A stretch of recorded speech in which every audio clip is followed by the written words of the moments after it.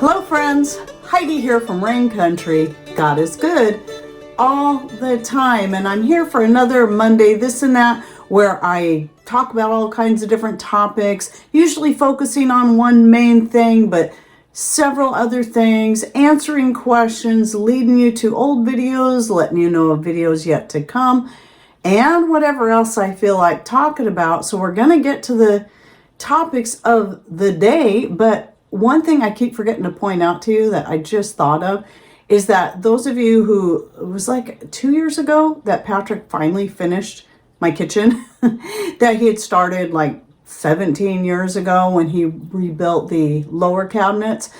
And he finally, 2 years ago, finished out all of my upper cabinets.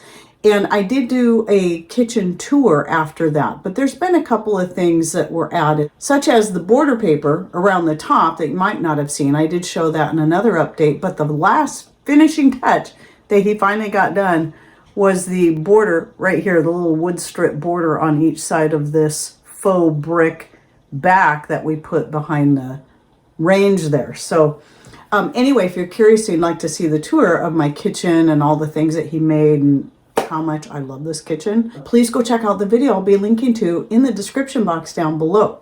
So I had to get that out of the way because I knew I'd forget it again.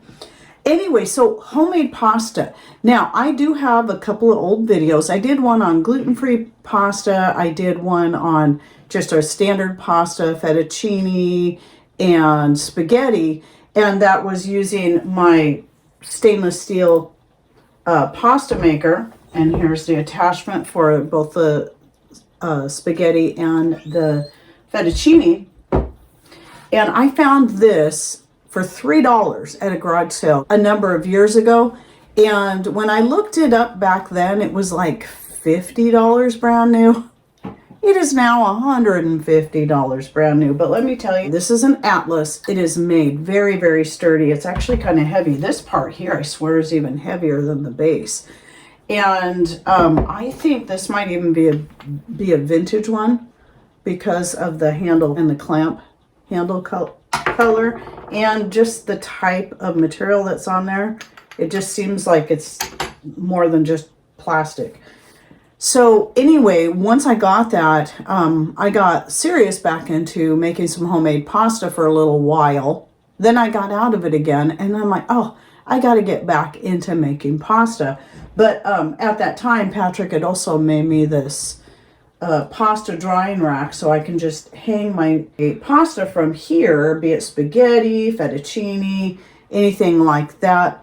But I'm going to be shooting a new video, just an update to get a better picture, better quality all the way around, and to give you some more ideas of things that you can make. There was a video I never got around to shooting of making like bow tie pasta, and this other one that is in this image right here, this old image, and I already forgot the name of it. It's like right there at the tip of my brain, but hopefully I'll figure it out before I shoot that video. So I will be doing an update.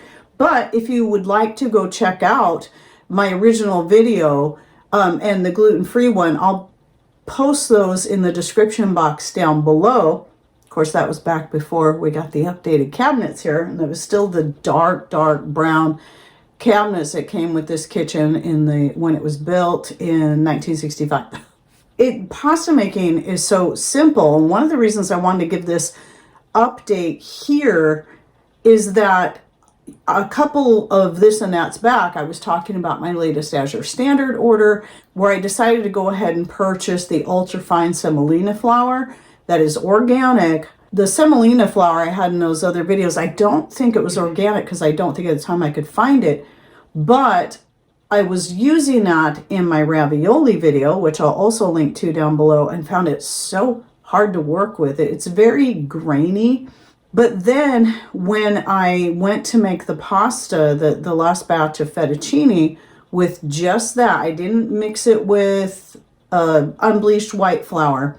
I just used the semolina flour and egg and a little bit of olive oil in there. It was so much easier to work. I love the fact that it was organic, non-GMO, and ultra fine grind on that, so that it made it so much easier to work with. and very, very pleased with that. So if you're interested in, if you're thinking about getting into making homemade pasta and you want to go beyond just using the unbleached white flour, which is an option if that's all you have. That used to be all I used when I first started making ravioli and other such pasta. But the semolina flour is better. And the reason why is it will hold together much better when it comes to cooking it. Where your unbleached white flour is more apt to kind of fall apart a little bit, maybe. It can hold together pretty good, especially if you make sure you get that egg in there. But it just doesn't have the same structure as that which is made from semolina. So I do highly recommend it. And if you're buying from Azure or you're looking at buying from Azure, I recommend that flour. So my Azure Standard link is always in the description box down below. You can go through that link and just look up semolina flour or ultra fine semolina flour, and you will find they have the organic, and very happy with it. Typically it's just as simple as now that I have this great kitchen board that Patrick made for me, instead of doing it on my other smaller boards, I have this nice big one, which is what makes it better, because I have more space to work with. I just make it right on here. I just pour my flour on there. Usually I just do maybe a cup at a time, and that's more than enough for just 2 of us for 1 meal. That probably get both of us at least 2 meals. But anyway, pour that in there, make a well in the ingredients, crack an egg into that, pour in a little bit of olive oil, about a tablespoon. The olive oil is optional. And if you need to, you can add a little bit of warm water as you're working with it. And because the one thing about semolina flour, it does absorb moisture. It's like a sponge. And so you may need to add a little water as you go along, or even add 2 eggs to that 1 cup. So you got a couple of options there. The last batch I made, I just did the 1 egg and the olive oil and a little bit of water, and that worked out really well.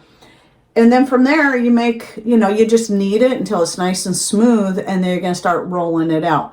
Now, the one thing about having something like this, I mean, you can roll it out with a rolling pin, and then you can hand cut or get one of those bicicleta cutting wheels where they have several different wheels on there, and you can expand it and shorten it. And I've thought about getting one of those, but now I have this. It's really not necessary, but it might be a less expensive option. You're still limited to making rectangular pasta of various shapes, but that would include lasagna, linguine, and of course the fettuccine and the spaghetti, because you can adjust that width, which is pretty cool. With the laminator though, it makes the rolling it so much easier, because you got to press out your dough enough that you can be able to get it in here. So you might still need the rolling pin, and you set this at the widest width, because you adjust the width on these, and then you roll it through there, tighten up that width a little bit, roll it through there again. You might need to fold it in half a couple times, roll it again, and just keep doing that.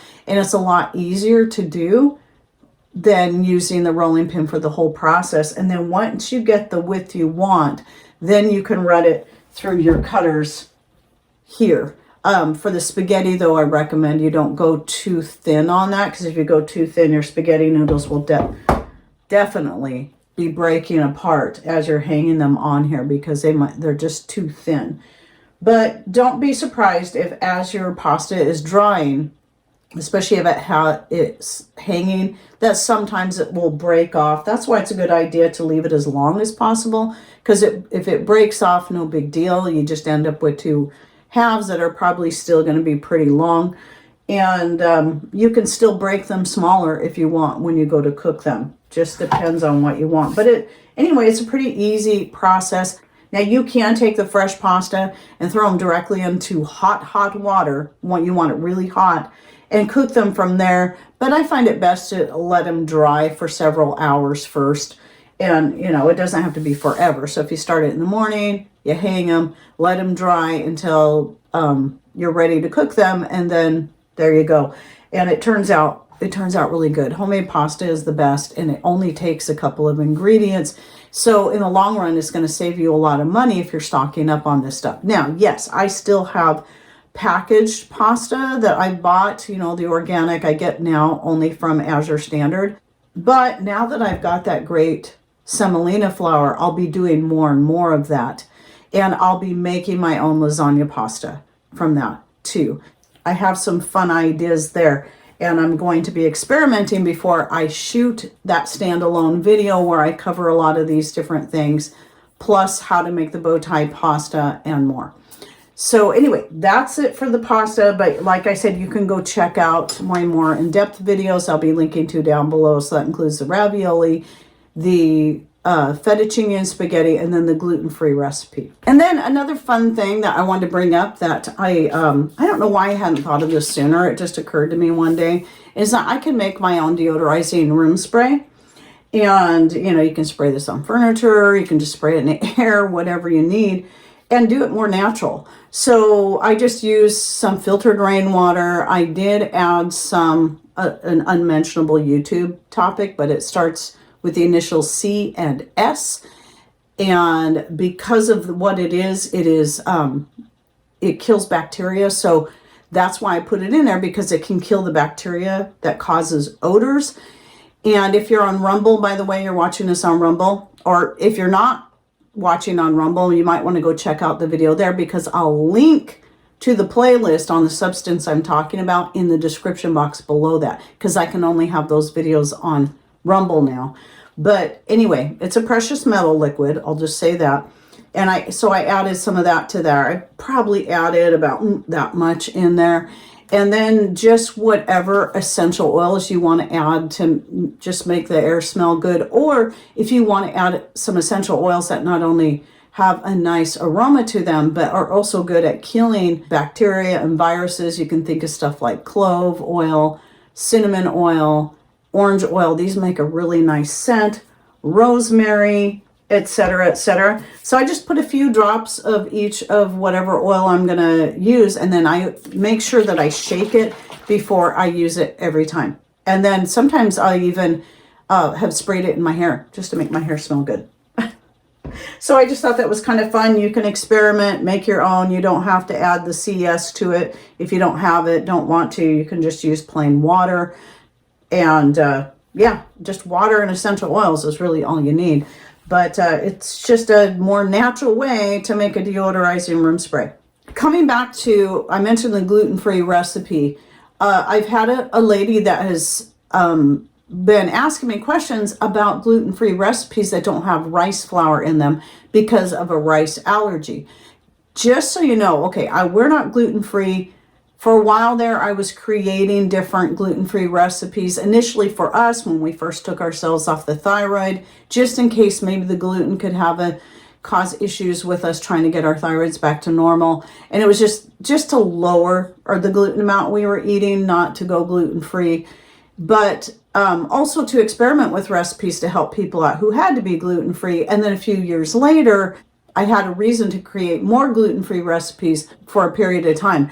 That was why I got back into it. And then also to share that with you guys, so you can, if you have to be gluten-free or know someone who's gluten-free, you have something to base your recipes off of. But what you got to understand, especially if you're new to the whole gluten-free thing, you don't have to stick to any one person's strict recipe.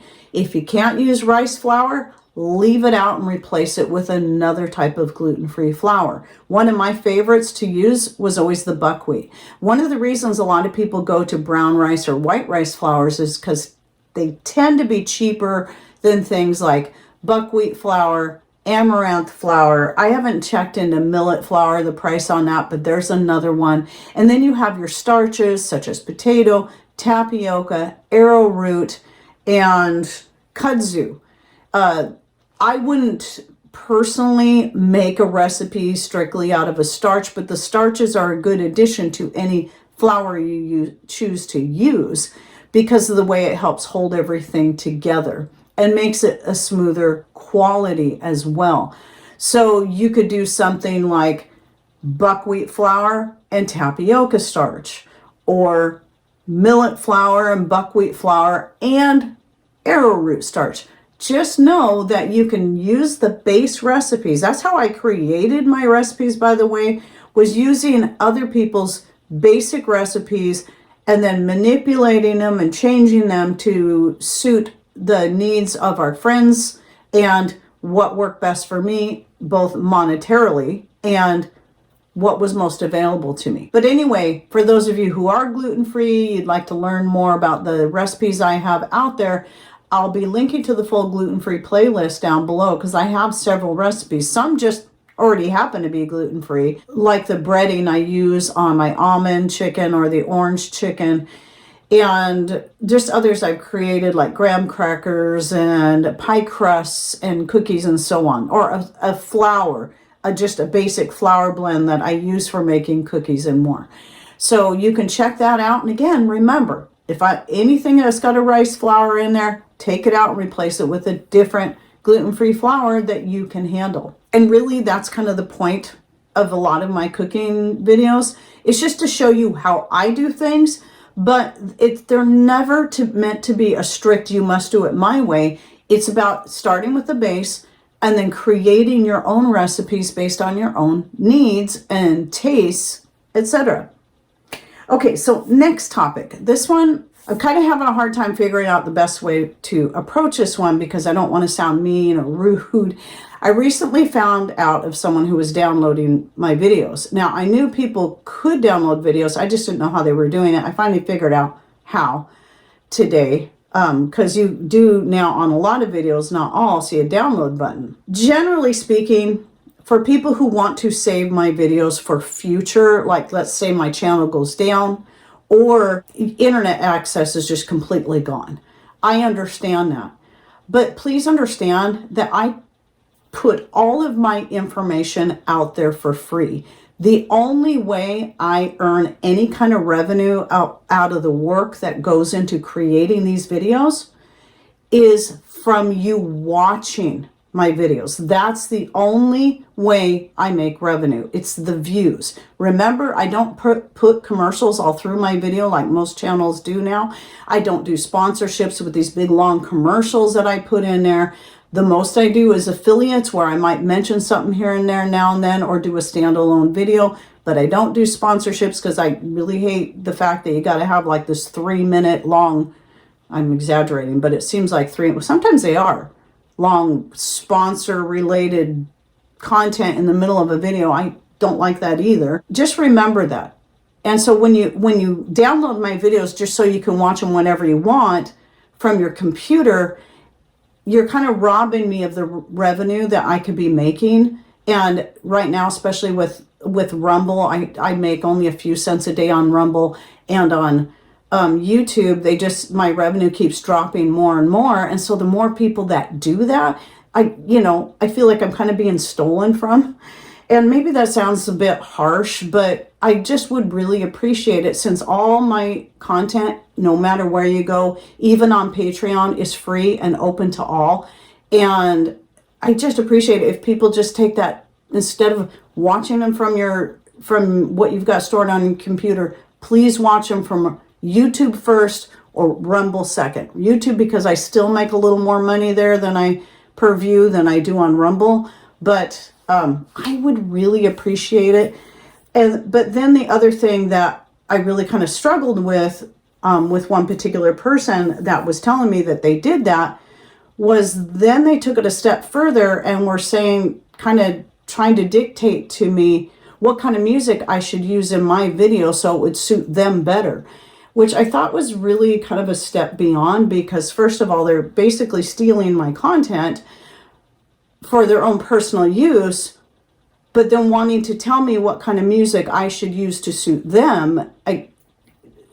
Yeah, that would be like just grabbing the keys to someone else's rig and maybe not necessarily stealing it, but choosing to use it at whenever you want to, and not ever filling the gas tank up, and then demanding that that person change the color of the car because they don't like it, or change the fabric in the car. So when it comes to music in my videos, I always try to stick to music that doesn't have any words. I try to pick songs that will match the theme. Not always, but if it's like, if I'm doing a video on a Mexican dish or something, I'll use some more Hispanic sounding music. If I'm doing a pasta video, I might use Italian sounding music, and so on and so forth. And I oftentimes, I just am downloading the music I can get for free from YouTube to put into my videos. And then I have my main theme song that's been a part of my channel since I first started, and a couple of others that I didn't get from YouTube, but they're free use. So there's no copyright infringements or anything like that. So I'm going to continue to try to mix up the music and use whatever I think suits the theme best, but also to provide variety, so you're not always having to hear the same exact tune every time you watch my videos. Now, my this and that videos, I always use the same tune. Same tune for the this and that. That's what that particular tune sets these videos apart from all the rest. And then I have the main song that I often will use for any recipe related videos, unless it's a specific theme where I want one of those other songs. So just so you understand, I do mix it up. Sometimes people kind of make me laugh because they're like, oh, you're using some new music. And it's like, well, I've always used a lot of different songs, but every time I come across a new one on YouTube that's offered that, oh, I like the sound of that, or that's different, that would go with this kind of theme, especially if it's something that is kind of more related to digital stuff or whatever. There is a certain song I like a little more for that because of the sound of it seems to suit, but there's no words.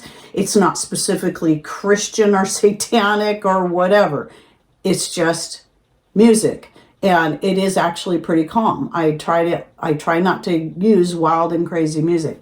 So anyway, so if you don't like the music, just remember, I only use the music at the very, very beginning and at the very, very end, not through the video, unless I'm showing something and I'm kind of speeding it up and I don't have any talking to go with it, then maybe. That's something that happens more likely in Patrick's videos because of the kind of work that he does when he's shooting his.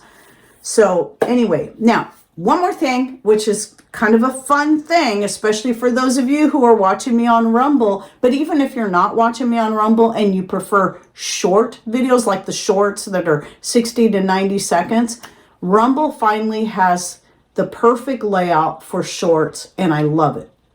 So unlike Instagram, that doesn't allow you to put clickable links in theirs, and YouTube, which does not allow you to put clickable links in their description, because when I'm doing shorts, a lot of times I'm trying to squeeze a lot of information into one thing so I can lead you back to a full-length video where you can get more information.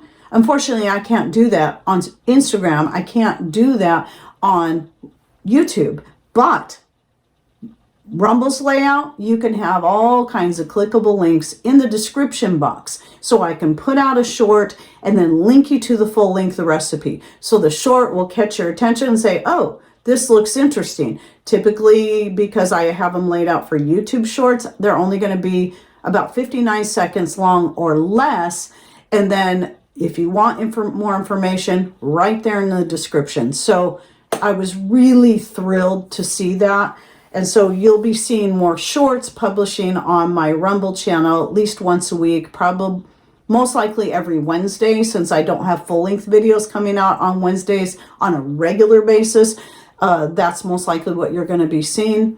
And anyway, I was pretty excited about that. So if you're not following me on Rumble yet, please do. Even though I prefer you keep watching my videos on YouTube because I get better pay on YouTube, I still recommend following me on Rumble now so that if something happens to YouTube or to my channels on YouTube, at least you know where else you can go to find most of my video content. And that is on Rumble. Plus some that is no longer allowed on YouTube, because I even have a playlist, by the way. I have a playlist just for the item I was mentioning here. And then I have another playlist that's just for all the videos I can no longer have, videos I've had to remove or have shot specifically just for Rumble because of the constantly changing rules on YouTube.